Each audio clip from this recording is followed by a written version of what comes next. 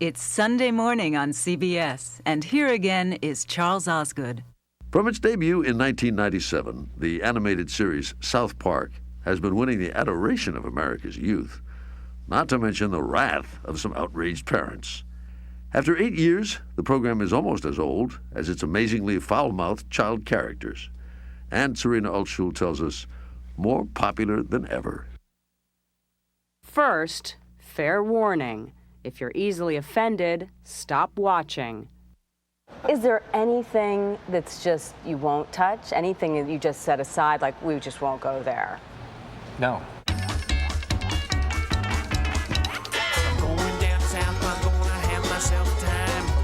The four-letter words are still there. And they told us to go ourselves. So are the racial slurs. What do you want from me? I want your Jew gold. But it's the razor-sharp political satire that gives it a growing cult following among adults. Like the Catholic Church sex scandal. If things continue this way, we'll never be able to have sex with young boys again. Stem cell research. All right, Chris, the whole world is waiting. Why don't you show us what stem cell research has done for you? Amazing. Isn't that amazing, folks? And most famous, Will he ever recover? I'm afraid no. their take on the Terry Schiavo case, broadcast less than 12 hours before she died. But his soul is still in here. Almost trapped in here, if you will. Kenny is the same as he ever was. It's just that now he's more like a tomato. The show won an Emmy. Our mantra and our operating kind of theory is that if you make fun of something, you have to make fun of everything. You have to make fun of everything. Matt Stone and Trey Parker are South Park's masterminds. As soon as something's off limits, then you've made that judgment call that puts some things out of bounds. And so for us, it's been just, do everything. So the only things we haven't done is Nation of Islam and Scientology. No longer true. 3 weeks ago, Scientology got savaged. The cruisers then took the frozen alien bodies to our planet, Earth. Elron? Elron! Tom Cruise, the religion's brightest star, landed the worst role of his career. What's going on? Tom Cruise won't come out of the closet. What? Just leave me alone.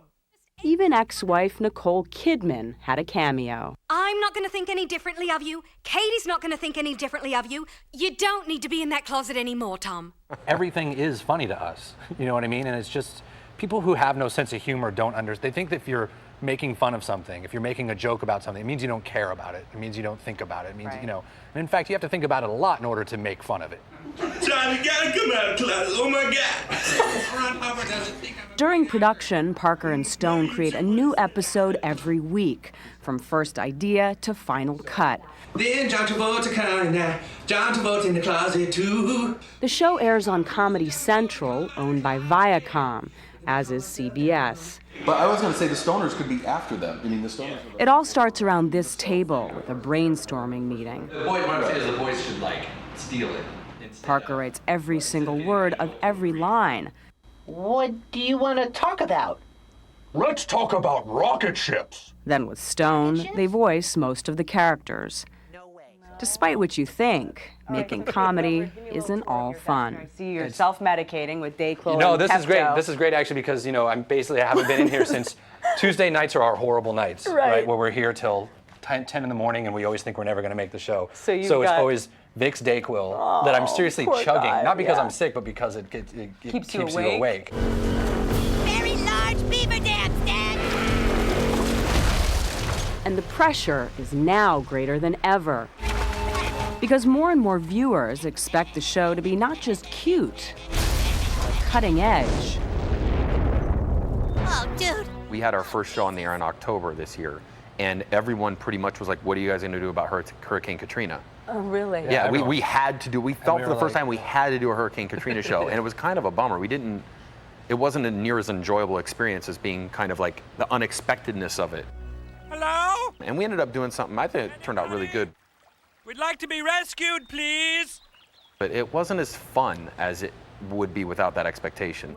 Earlier earlier today, a break in the beaver dam which protected the town broke open, trapping people in their houses and destroying their lives. The Katrina show goes after several targets, including TV reporters. We're not sure what exactly is going on inside the town of Beaverton, Tom, but we're reporting that there's looting, raping, and yes, even acts of cannibalism. My God, you've actually seen people looting, raping, and eating each other. No, we haven't actually seen it, Tom. We're just reporting it. And environmentalists get lampooned for turning an accident into their cause. And if global warming has in fact already caused the Beaverton flood, then this is only the beginning. Oh, Jesus! Here it comes! Global warming! Now, a lot of the themes of the show are surprisingly right of center, and some conservatives have picked up on that. Brian Anderson is author of South Park Conservatives. What makes them different, and this is why I think a lot of conservatives do like South Park, is that they don't just go after the right, as topical comedy has done for decades. They also make fun of liberals and liberal positions, and do so with particular venom. Do you like sticking it to the conservatives or the liberals better? Lately, liberals are more fun to literally liberals, because it's just like when you stick it to someone and they laugh, or they're expecting it. But liberals are looking more fun now because there's like, hey, liberals get so mad. Joke on us. Don't joke on us. Joke's not on us. Cool. You know, that's when you get Sean Penn going, how dare you? I'm Barbara Streisand. So? Hollywood actors taking political positions get roasted regularly. So I'm a very famous and very important individual. We will persuade everyone to drive hybrid cars and stop smoking. In their feature film called Team America, made with puppets, a whole cast of celebrities is ridiculed. As actors, it is our responsibility to read the newspapers and then say what we read on television like it's our own opinion. Sean Penn gave the movie 0 stars. The only person that's ever told us we shouldn't have the freedom of speech is Sean Penn. Is that right? Yeah, I mean, basically he wrote the letter saying, you shouldn't say this, you should not be saying this because there's an election coming up. His letter was basically saying, how dare you put this movie out and say these things when it could get George Bush reelected? It's like, well, what if we want George Bush to be reelected, you know, or what? And who cares? You're Sean Penn. Frosty killed Kitty, dude! Stone and Parker have been disrespectful from the beginning when they met as undergraduates at the University of Colorado. Their first animated project, a little short called The Spirit of Christmas, that had little boys with Frosty the Snowman coming to life and trying to kill them. The South Park studio is now in Los Angeles, where the small staff is filled with old friends. About 3 days to finish a script for us, for our department. For the whole script? Yeah. Adrian Beard supervises the art department. He's also the voice of South Park's only black kid, named Token. How do you know? None of us have ever had any drugs before. It's such a fun job. Right. Like we were joking the other day that in high school, I'd get busted for doing what I'm doing right now. Right. And I'd get sent to the office for making fun of Tom Cruise or making fun of the teacher. But now you're getting paid to do it. I now pronounce you man and man. And making fun of it best describes the true politics of South Park, the team, and its 2 creators. If it's funny, it's fair game. We're very middle of the road, middle ground people. So it was just that no one can figure out, there is a disconnect between how do you do something that's counterculture and also not exclusively liberal, and people just can't figure it out. Their brains just short out. The last show of the season is this Wednesday. Matt Stone and Trey Parker are already contracted to do 3 more years. When people were saying, oh, now you guys should move on, leave South Park, let other people run it. Now you guys go create other shows, and we were like, why would we leave this show where we can do absolutely whatever we want and nobody messes with us? Down South Park and meet some friends of mine.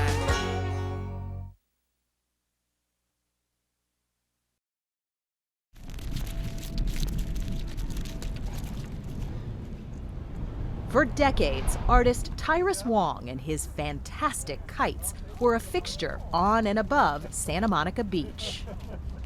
Yellow against the sky is sharp. And while you might not recognize his name, a certain deer named Bambi has Tyrus Wong to thank for the exquisite settings in the 1942 film. How much of an impact did Tyrus Wong have on the look of Bambi? He basically created the look of the film. This is Tyrus painting a mural in Michael Chinatown Labrie, director of collections at the Walt Disney Family Museum in San Francisco, curated an exhibition of Wong's work in 2013. Everything you see on the screen, the other artists were trained to draw like Tyrus for that film.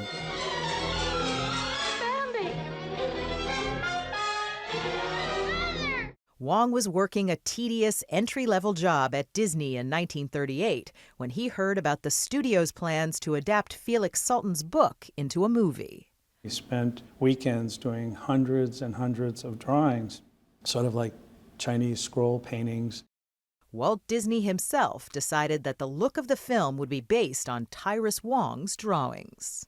This is a real special piece of The Prince and the Forest, where he framed what the piece was supposed to say in the story. The 74-year-old film is beloved by generations, including Los Angeles filmmaker Pamela Tom. You know, Tyrus really contributed to American culture. She was watching Bambi with her daughter back in 1997 when she happened to catch Tyrus Wong's name in the credits. So my first thought was, wait a minute, Chinese American, working at Disney in the 1930s, and I just had to find out who he was. Mrs. Studio. And what Tom found out turned into a documentary illustrating why Tyrus Wong was, as she calls him, the perfect leading man with an epic life story. It's set to air on PBS's American Masters this summer. My father, he being 9 years old, I'm going to take to the old America, I think, a better opportunity. Wong came to the U.S. with only his father in 1920. Did you get into a little bit of mischief? Oh, yeah. Yeah? Yeah, I'm no angel, you know. No angel? No. When Wong was in junior high, one of his teachers noticed he was more interested in art than arithmetic, and so did Tyrus's dad. He understood the value of your artistic talent, but it was unusual for an immigrant, a Chinese immigrant, to choose art. Chinese in Chinatown didn't think very much of being an artist. They didn't think very much of your being an artist. You have to remember that the employment opportunities for Chinese back then was limited to being a waiter, working in a laundry. But the father, in his wisdom, recognized his son's talents and went out and borrowed money to get Tyrus through his first year of art school. After graduation from Otis Art Institute in Los Angeles, Wong found work as an artist and also worked at a restaurant in Chinatown. There, he fell hard for a pretty coworker, Ruth Kim. What moment in your life gave you the most joy? When I got married. They wed in 1937, and by 1938 had the first of 3 daughters. It was Ruth who suggested Tyrus apply for a job at Disney. How long did Tyrus work at Disney? Only for 3 years. Why did he leave? It was to do with the strike. Wong was let go after many Disney animators went out on strike in 1941, a full year before Bambi was finished, and his contributions to the film were minimized. When you talk to him, though, there's absolutely no bitterness. That really reflects Tyrus's personality. It's not to say that he didn't feel racism or injustice, but he really picked his battles and just tried to not dwell on it. Wong then spent 26 years at Warner Brothers, where he helped create the look of dozens of films. I think Paul Newman. Paul Newman, Shelley Winter. Probably, yeah. Always mindful of providing for his family, he also designed Christmas cards on the side. Kim Wong is Tyrus's youngest daughter. We would go into the department stores, my sister and I would go, and we'd find his album and always put it on top where people would see it. One of Tyrus's designs sold over 1 million cards. The only time Tyrus stopped working was when Ruth got sick. He spent 15 years caring for her until she died in 1995. They were married for over 50 years. He was really just devoted to caring for her. Ruth never got the chance to see her husband celebrated for his work. Our next legend had a brief but impactful Disney career. But in 2001, Disney honored him as a legend. This side signature. Someday it worth a lot of money. 75 cents to $1. And though it took the world a while to acknowledge Tyrus Wong, we can put up a centipede. Yeah, try it. Today, like the kites he created, his reputation continues to soar. And it's such a beautiful metaphor for his life. You know, because after he retired, he was fishing, and he says, you know, with fishing you look down, but with kites you look up. Always looking up.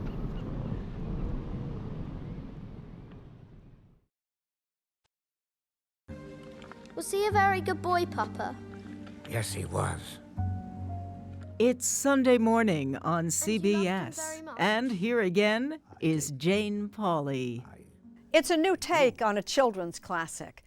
And behind the hard work bringing us this new Pinocchio, Tracy Smith tells us is a true labor of love. In a nondescript building in Portland, Oregon, a dream came true. Here, a small army of animators labored for months over exquisitely made puppets, bending, posing, shaping them by hand, and giving them life. Good morning, Papa! What is this? The new Netflix movie, Pinocchio, is the vision of Oscar-winning director Guillermo del Toro. Who are you? My name is Pinocchio. We want you to go to the cinema and see a handmade movie. A movie made by humans to the utmost degree. And you can feel that. You can feel that. I'm moved by that. It is, it's moving. It gets you in the gut, in the heart. It's a big gut, and it gets me. So it's a big feeling. They chopped me into firewood. Say the name Pinocchio, and a lot of people think of the 1940 Disney film. Oh, look! My nose! What's happened? A neatly wrapped story with a relentlessly happy ending. Oh, please help me! But the original Adventures of Pinocchio, first published in the 1880s by Carlo Collodi, was a very different story.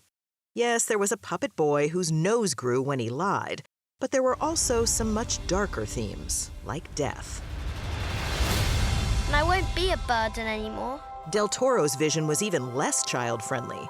The wooden boy with the borrowed soul. While you may have eternal life, your loved ones, they do not. You never know how long you have with someone until they're gone. So getting a studio to greenlight it took more than a decade. You said that there's a lot of pain that went into this. What was the most painful part? Well, either you make the movie the right way, or it's almost as good not to make it. When you have the whole world designed, and you storyboard it, and you have a great screenplay, and you know what it could be, and people keep saying no, that's really hard.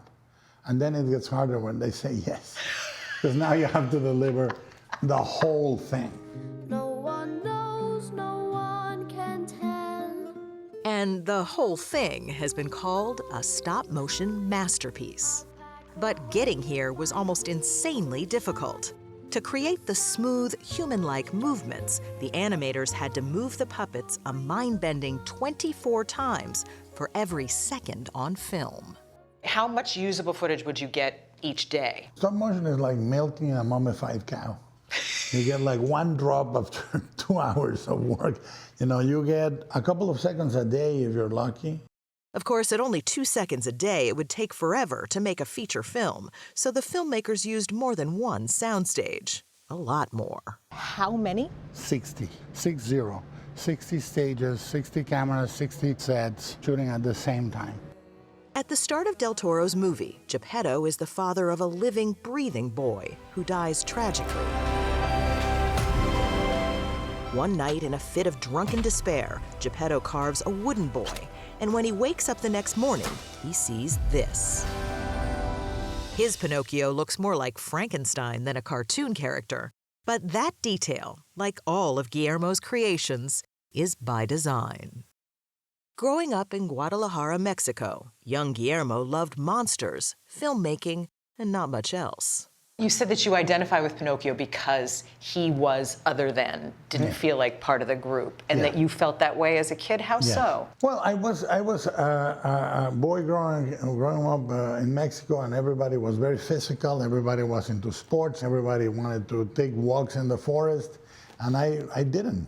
As you may evidently see, I'm not into sports even now, and I don't take walks in the forest. I will walk in a bookstore. But I was an introvert, and I was an observer. I always felt out of sorts with what everybody wanted me to be. He eventually found his niche as a director whose creations could be scary, like the 2006 film Pan's Labyrinth. ¿Sois vos? Habéis regresado. No os asustéis, os lo ruego.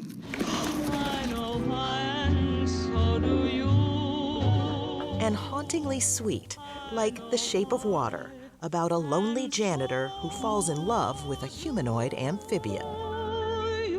The film was weird, wonderful, and a winner. Guillermo del Toro. It won the Best Picture Oscar, and Del Toro took home Best Director. Like Jimmy Cagney said once, my mother thanks you, my father thanks you, my brothers and sisters thank you, and I thank you. But for Guillermo del Toro, Pinocchio has been a lifelong passion project, ever since his mother started giving him Pinocchio dolls as a child. So if your mom gave you these Pinocchios over the years, how excited was she to see this movie come to fruition? She was very excited, yeah. It was not to be. Guadalupe Gomez passed away in October, just a month before the film's release. In a way, it was painful, but in another way, I knew she was there. I knew she was there with us when we showed the movie for the first time. You knew? Yeah, I felt it. I felt it. I was walking down a corridor, and I was going to turn a corner, and I had the clarity she was going to be there. And I just had that certainty. She wasn't, but I felt it. Safe to say she'd be proud. The Academy may be knocking again. Pinocchio's been talked about as a candidate not just for Best Animated Feature, but for Best Picture. I love it, I love it, I love it! And according to Del Toro, that's not much of a stretch. What is it? It's harder in many ways than live action. I remember Ginger Rogers said, I do the same thing than Fred, but backwards in high heels. And that's stop motion. We're doing the same thing than live action, just backwards and in high heels. And you could say the result is the same, a beautiful dance. When you give yourself a moment to step back and look at this, after all that's gone into it, what are you feeling? I go, my God, we were crazy. How the hell did I think we could do it? It's like you are 7 years old and you're playing with the most elaborate dollhouse in the world, and you do it one frame at a time. It's beautiful, and it's almost breathtaking. Does it take your breath away? Yes, that's why I'm wheezing.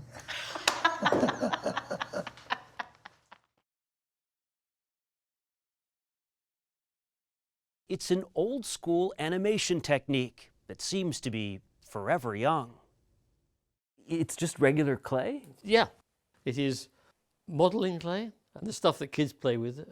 It liberates the imagination. And weirdly, this material is in a sense the foundation for our whole career.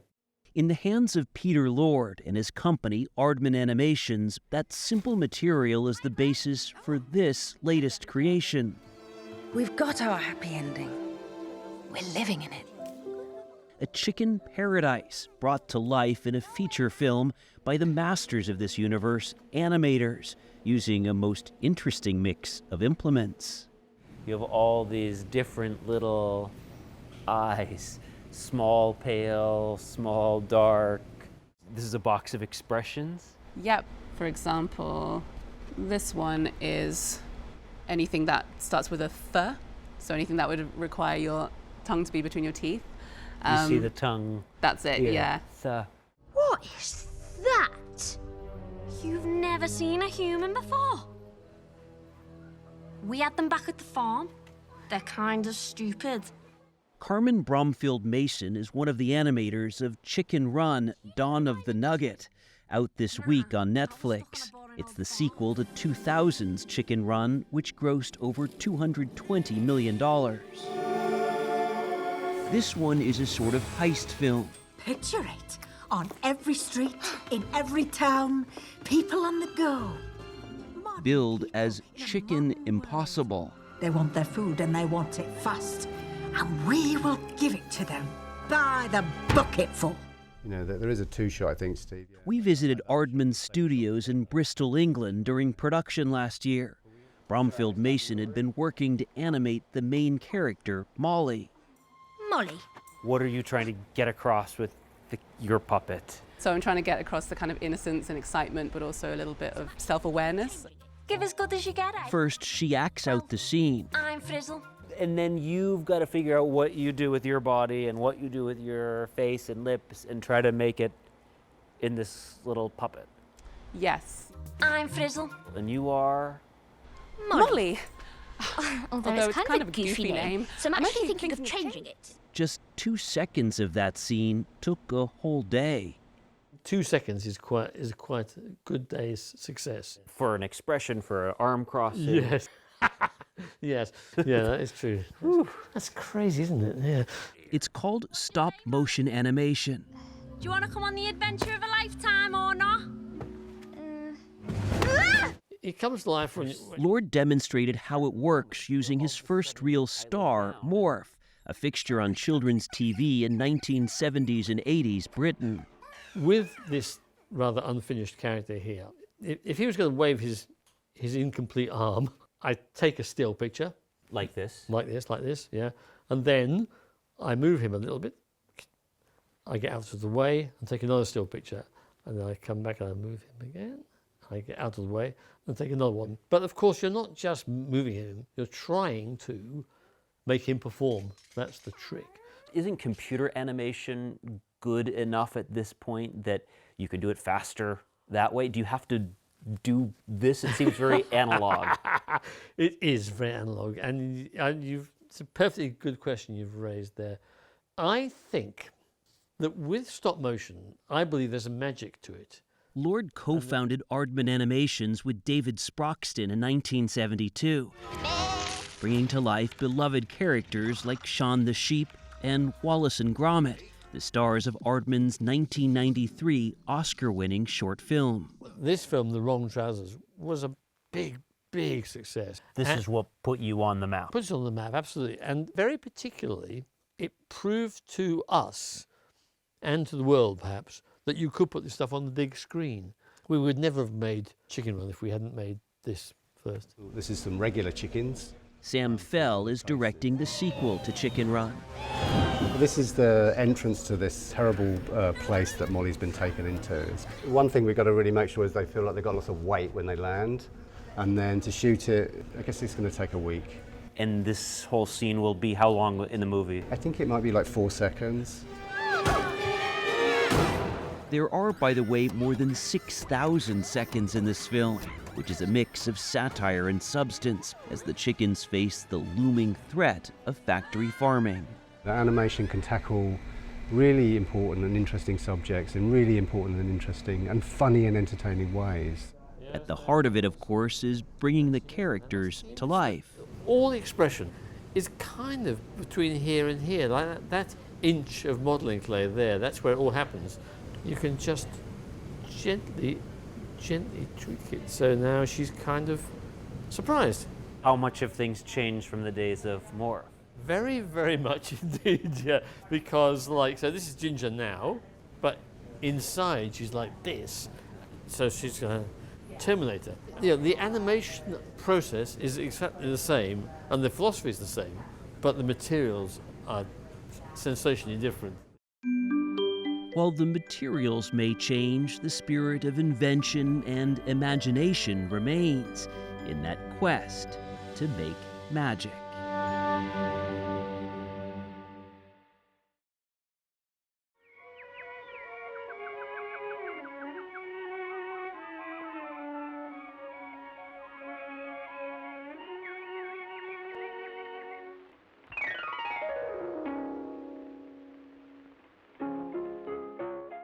Walt Disney's Flowers and Trees won the very first Oscar for Best Animated Short back in 1932.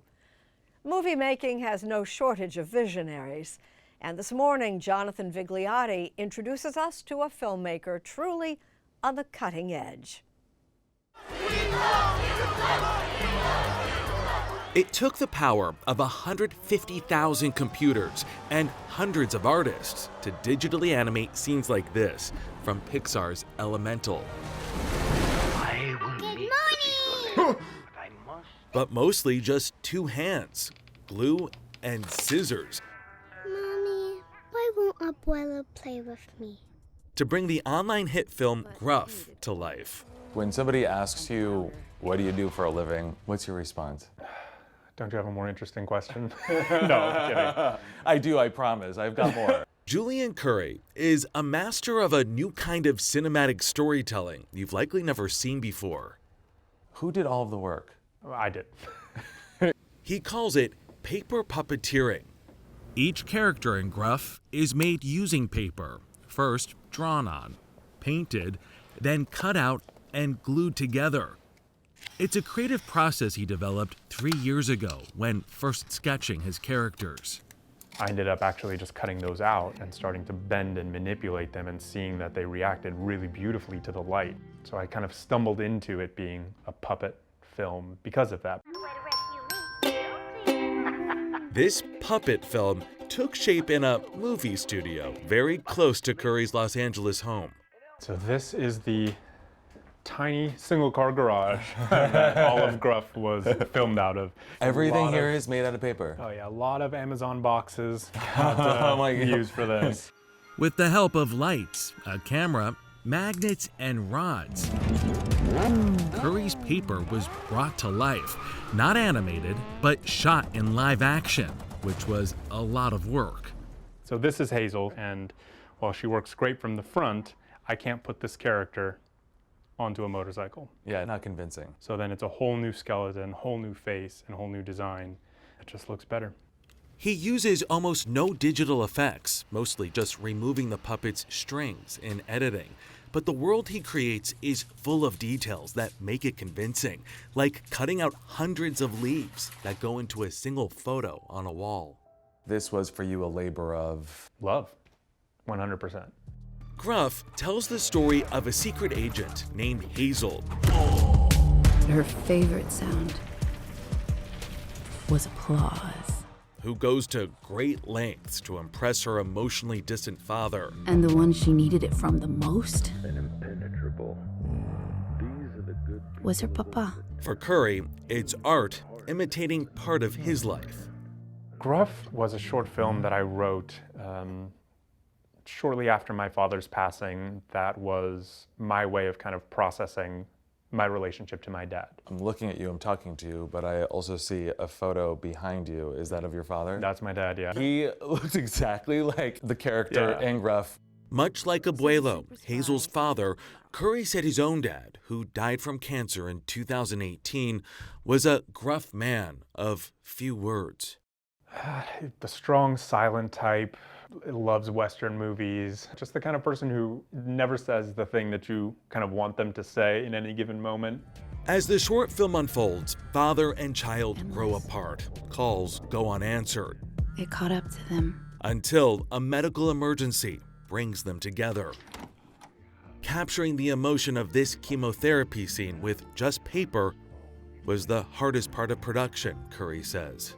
Especially coming from an inanimate object, that was really, really tricky. I can tell you at work, the emotion came through. There was a point when I was watching your film, I was in bed, and I immediately wanted to call my father. And it was too late, so I didn't. But and I regret it. I need to call him today. The next morning, got to do it. But I mean, all of that triggered by paper. Then I did my job. And the film has resonated, garnering 3 million views and thousands of comments in the first week of its release on YouTube this month. Unlike the film, though, Curry did not reconcile his differences with his father, but with paper, he created his Hollywood ending. This film was my way of kind of writing a narrative that I didn't experience, which was spending more time with my dad as he was passing away, reconciling differences that we had. Everyone has a story, everyone has hurt, everyone has joy, and sometimes you just have to be next to them to understand that. Some people don't say the things we want. And some people don't say much at all. But when you run from the quiet, you might miss what they've been saying all along.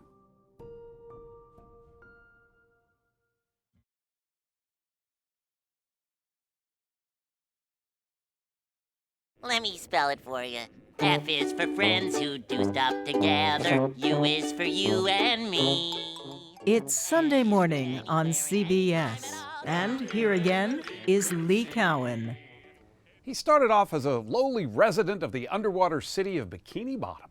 Since then, SpongeBob SquarePants has truly risen to the top, worthy of a Sunday profile. Behind the gates at Nickelodeon Studios in Burbank, California, some tropical trouble was brewing in an undersea pineapple. This letter's just not gonna open. It's a preposterous postal predicament Yeah, he pulls it out of his nose. Yeah.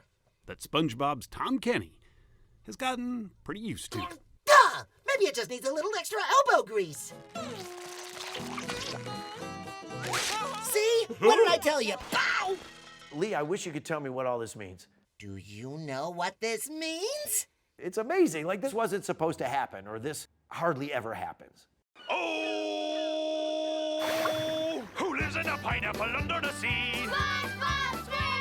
SpongeBob and his undersea buddies have become a multi-billion-dollar-a-year franchise for our sister network, Nickelodeon. They've spawned countless video games, internet memes, action figures, 3 feature films. Whoa! What is this place? Even a Broadway musical. It's the best day ever. And in just 10 days, he'll celebrate his 25th anniversary. Or, as SpongeBob himself might call it,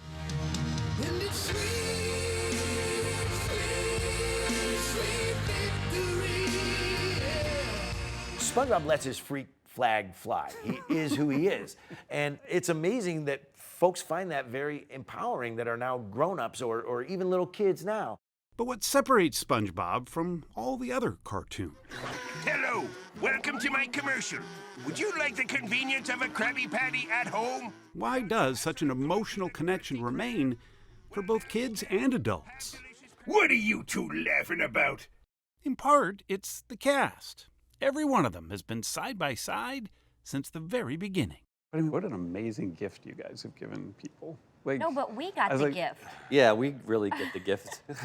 Yeah? It's our first best destiny, I always say. Yeah. You idiots ruined my perfect getaway. Now I have to get away again.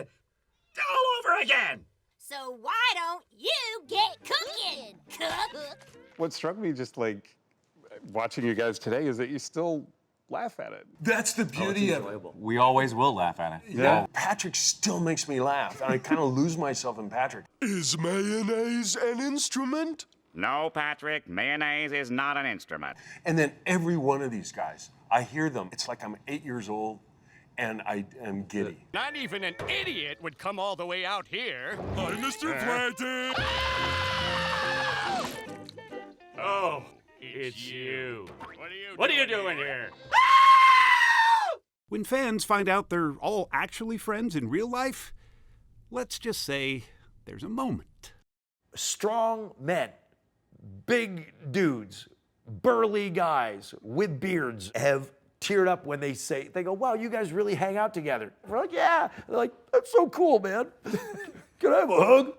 This fantastically improbable world was dreamed up by a former marine biologist named Stephen Hillenburg. These are the Nickelodeon archives.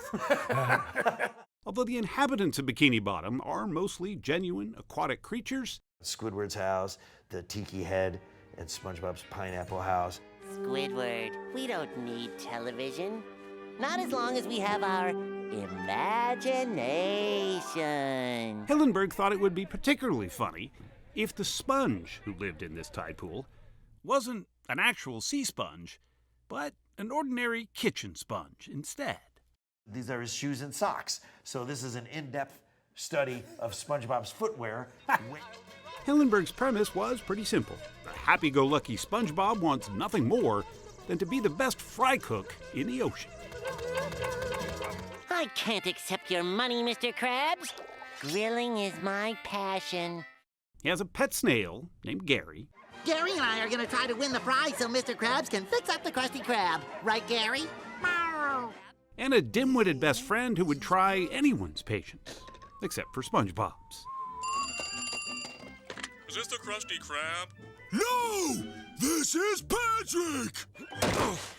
I'm not a Krusty Krab. Patrick, that's the name of the restaurant. There's also a squirrel in a spacesuit, Wow, I didn't think superpowers worked that way. an irritable squid who plays the clarinet, because why not? I didn't play any wrong notes. And a scheming single-celled organism hell-bent on stealing the Krabby Patty's secret formula. Hey, watch it! Coming away? The secret formula! Must be one of Krabs' tricks. It was so bizarre and yet so simple, and now it's become this phenomenon. So bizarre, so simple, so perfect. Ramsey Nato, president of Nickelodeon and Paramount Animation, argues that SpongeBob became, for Gen Z, what Mickey Mouse was to baby boomers. One of the things I always loved about SpongeBob personally is that SpongeBob reminds us of the kid inside of us all, truly. You know, that sweet, honest, naive, lovable kid in all of us. And yet it survives because it's much more than that.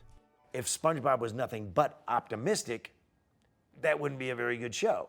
So SpongeBob does get down in the dumps. SpongeBob does get discouraged. SpongeBob does feel sad, but he bounces back. He comes back. You know, well, there's always tomorrow. It's the best day ever. One of the happiest shows on TV, however, hit one of its saddest moments when in November 2018, SpongeBob's creator, Steve Hillenburg, died after being diagnosed with ALS.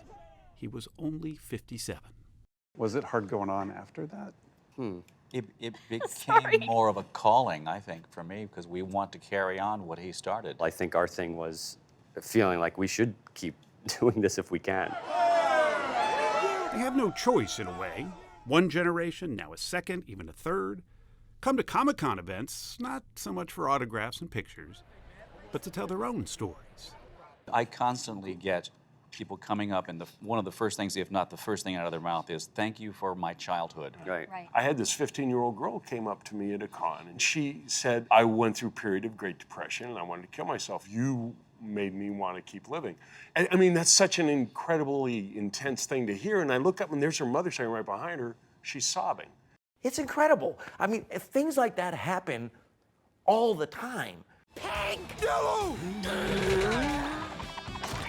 At a time when we all feel a little underwater, and the future seems clouded by the dense fog of pessimism, Tom Kenny and SpongeBob SquarePants are a gentle, albeit silly reminder that optimism and friendship remain just as valuable as the Krabby Patty formula itself. Sometimes I've tried to find a downside, like just as a mental exercise.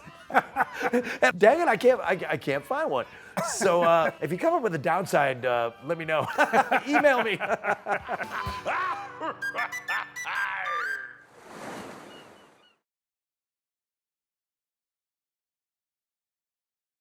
Mommy! Mommy! Mommy! It's Sunday morning on CBS, and here again is Jane Pauley. What? Hi. You're hearing Seth MacFarlane, the Hollywood hitmaker behind popular series like Family Guy, Ted, and American Dad. MacFarlane is more than just your average writer, producer, actor, director. He can sing too. With Luke Burbank, we take note. Even if you're not a regular Family Guy viewer, You've probably heard the show's iconic theme song.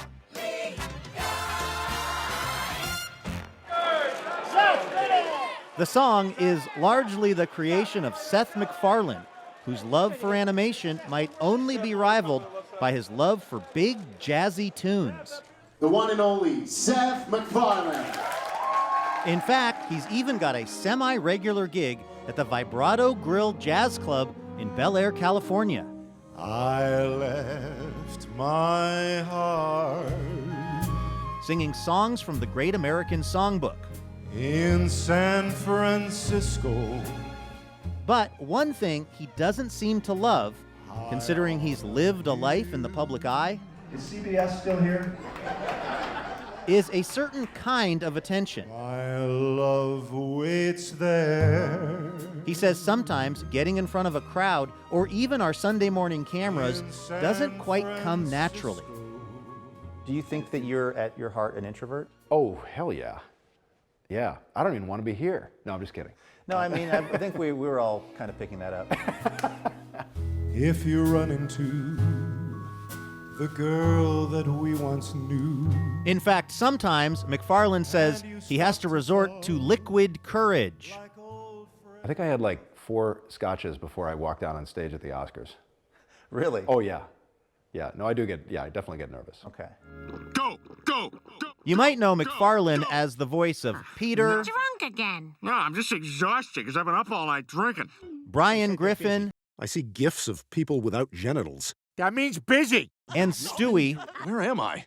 We're at the playground, Brian. I kidnapped you. On the show Family Guy that he created more than 2 decades ago. At only 25, Seth is the image of the 90s Hollywood hotshot. I'll do it for you. Young and rich, with a deal worth $2.5 million. In 1999, MacFarlane became the youngest showrunner in Hollywood history. Lois, it's time you started living like the piece of Schmidt you are. And less than a decade later, with 3 network shows on the air, he became Hollywood's highest-paid writer-producer. But back in college, MacFarlane's first love was actually singing. And so my sister at the time was going to the Boston Conservatory of Music for musical theater. She has a beautiful singing voice. And I had gotten it into my head that I was gonna maybe go to grad school for musical theater as well. So I applied and got in, and I was all set to go to their grad program. And I got this offer from Hanna-Barbera to come do an animated short for a series that they were developing. And so I just had to take it, moved out to California. But there was an instant there where I could have kind of diverged into a completely different career and never even thought about something called Family Guy. It seems today that all you see. MacFarlane loved film scores as a college student, But where are those good old... and to this day uses a live orchestra to score his TV shows. It's the one part that I don't really understand, even to this day. There's still something mysterious about how a composer sits down to write, and then a couple weeks later walks in front of an orchestra, plops down these charts, and they all play it, and you hear this insane magical sound. That still eludes me. The wine is red with lots of bread, and portions bigger than a horse's head. When Frank Sinatra Jr. made a guest appearance on Family Guy, At Frank Sinatra's restaurant. well, the rest is history. I greet the day when I awaken. The sky is clear up above. For his latest album, Lush Life, The Lost Sinatra Arrangements, out this week, MacFarlane and Joe McNeely, who's composed music for various MacFarlane TV projects, combed through the Sinatra family archives for songs that had been arranged for Sinatra but never fully recorded. For McNeely, the process was almost like speaking to the ghosts of the greatest arrangers in popular music, the men who helped make Sinatra's voice shine. Like, this is Nelson Riddle. This was the first one we read when we had a sight reading session at Fox. We got an orchestra together just to see what was there, because there was nothing to reference. Till they seem to be. But all this time later, these little black pencil dots on paper, there's his voice brought back to life. I mean, it was chilling. A sight no one in love forgets. Can I ask a very basic question, but probably there's a lot of people watching this that don't know instinctively, what does an arranger actually do? Frank Sinatra, there's a recording of him saying that the arrangers could be, in a sense, a recording secretary, taking the vision of the artist, interpreting it into this. You know, you take a song like Fly Me to the Moon, for example, which I think was originally a ballad. Fly me to the moon. So it's the same song, but it's a completely different, animal. Fly me to the moon, let me play. McNeely says MacFarlane is preserving the essential legacy of the American songbook through his recordings And laughter. and the music of Family Guy. Take a drink. But what about the comedic legacy of Family Guy? Till you've reached that pure inebriation. Well, MacFarlane has some thoughts. When I started the show, this is the conversation that like tortures me at night. When I started the show, my attitude was like, it doesn't matter, none of it matters. It's like, it's funny, let's do it. And the older I've gotten, I look back at shows that we've done, and I'm like, gosh, I guess it's a little more complicated than that, isn't it? Comedy and jokes do have an impact. I have to figure out a way to maintain what the show is and maintain this thing that people love, but at the same time recognize that, like, all right, I am analyzing it now in a different way than I did when I was younger. Shine above. If it's true that you're nobody till somebody loves you, You're nobody till somebody loves you. then thanks to Family Guy's legion of fans, Seth MacFarlane, it turns out, is a very big somebody indeed. Somebody to love.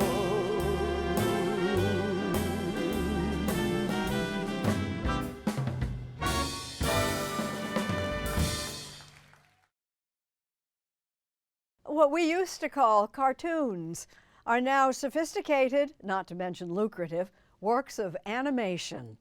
With Seth Doane, let's tune in.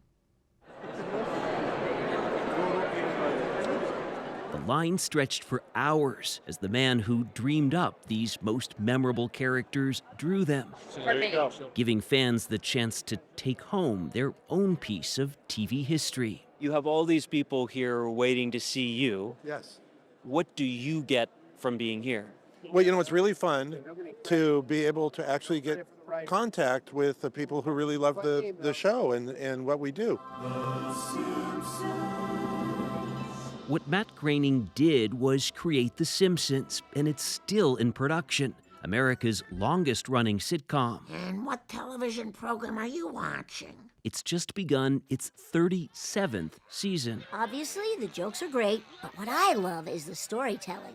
What do you think the secret to the show is? It's a collaboration of all sorts of comedy styles. There's silly slapstick and physical mayhem and jokes that little kids laugh at. And then there are sophisticated jokes where we have references to great works of literature. To Kill a Mockingbird gave me no useful advice on killing mockingbirds. And films and music. There's something for everybody in there. And also something to offend everybody. In the late 1980s, the pitch to do an animated sitcom for adults in primetime was novel. Groening told us the Fox network originally wanted just one episode. Student body president. They're now going on nearly 800. Damn you, Walt Whitman! Now, with each new episode, it feels like a previous episode goes out and disappears. And now, when I drive my kids to school, they're watching The Simpsons in the back seat, and I'm completely surprised. You know, I don't remember the plot, I don't remember the jokes. There have been so many episodes you forget. I feel like I'm watching it like a real audience. You know, I go, oh, that's pretty funny. Oh, yes, I thought of that one. Oh, I hate folding sheets. That's your underwear. Aside from the jokes, they've seemingly made plenty of predictions, including this reference to a Trump presidency 17 years before it actually occurred. As you know, we've inherited quite a budget crunch from President Trump. There are some things that we inadvertently predicted, and I think that comes from having done so many episodes that we're bound to get something right. And we got to admit that the world right now is completely insane. So, so any outlandish joke we make might end up coming true. It's all earned him headliner status here at the Annecy Animation Film Festival this past summer in southeastern France, founded in 1960. It's a networking-heavy series of premieres and seminars. What does this festival mean for an animator? Oh my gosh, this is paradise. I come here to be inspired. And perhaps to offer a little inspiration in return. Whatever project you're working on, even if you get discouraged, finish it. The industry is massive and growing.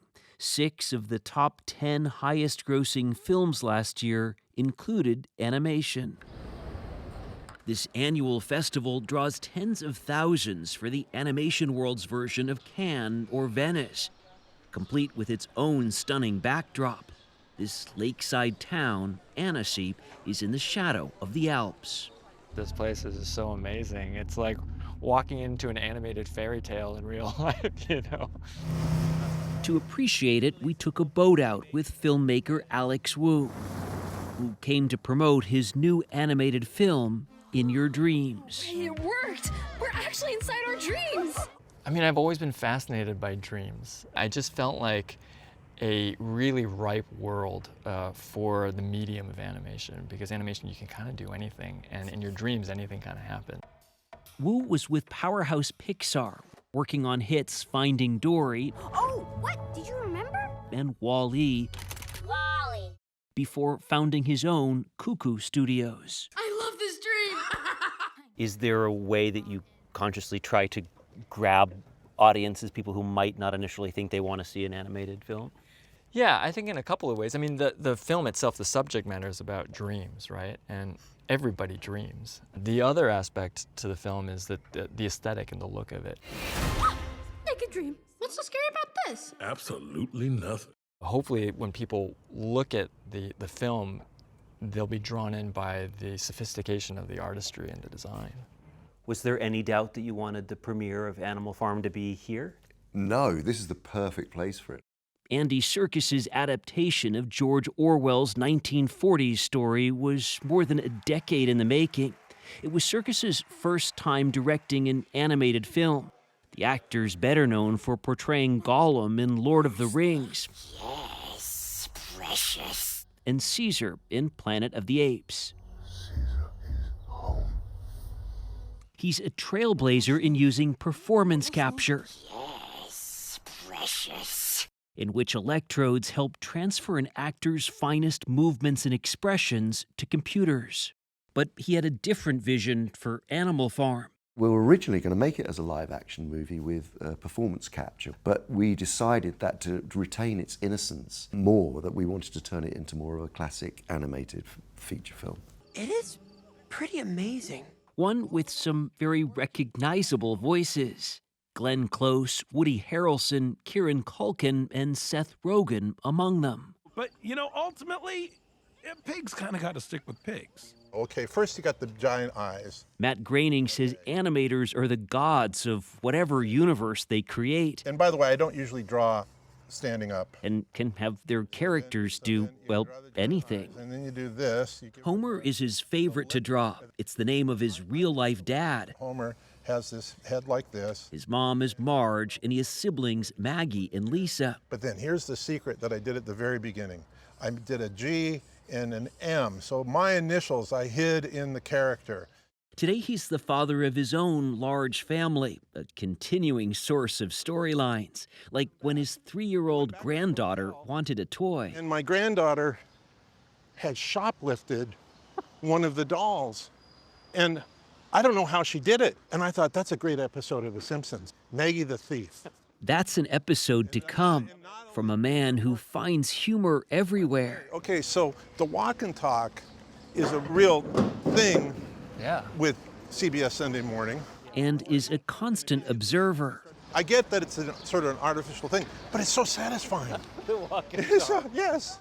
His creativity most certainly resonates. Do you understand? Yes. And endures. I did not expect the show to go on this long. I thought it was going to be a success, but I did not know how that success was going to manifest itself, and I certainly didn't think we were going to be on the air after all these years.